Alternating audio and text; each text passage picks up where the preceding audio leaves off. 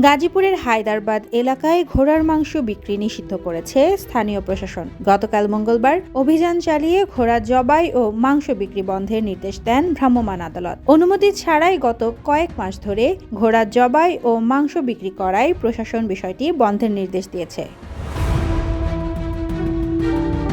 গাজীপুর জেলা প্রাণী সম্পদ অধিদপ্তরের veterinary surgeon doctor SM. Harunur Rashid বলেন, ধর্মীয় দৃষ্টিকোণ থেকে ঘোড়ার মাংস খাওয়া হারাম নয়, তবে ঘোড়া আমাদের দেশে বিলুপ্তপ্রায় একটি প্রাণী। এ কারণে বাণিজ্যিকভাবে ঘোড়া জবাই করতে হলে সরকারের অনুমতি এবং নির্দিষ্ট কসাইখানার অনুমোদন প্রয়োজন, যা উদ্যোক্তারা নেননি।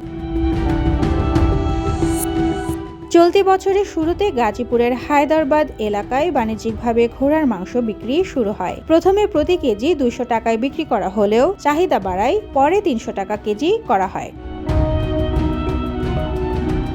আমাদের খাদ্যাভ্যাসের সঙ্গে ঘোড়ার মাংস সম্পূর্ণ বেমানান জানিয়ে গাজীপুর জেলার প্রাণী সম্পদ কর্মকর্তা ডাক্তার নার্গিস খানম বলেন, ঘোড়ার মাংস বা ঘোড়া জবাই করতে হলে একটা অনুমতি নিতে হয়। তারা কারো থেকে অনুমতি নিয়ে এই কাজ করেনি। এছাড়া যারা ঘোড়ার মাংস বিক্রি করেছে তারা পশু জবাই ও মাংসের মান নিয়ন্ত্রণ আইন 2011 ভঙ্গ করেছে বলেও জানান তিনি।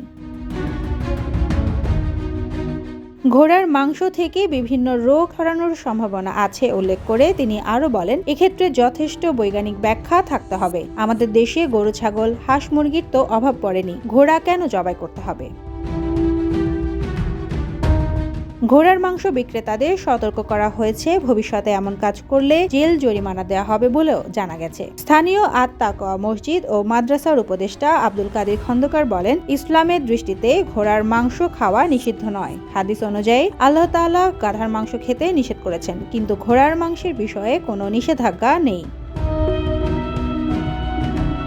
সুবর্ণা মেইজা আবিন, দেশকাল নিউজ।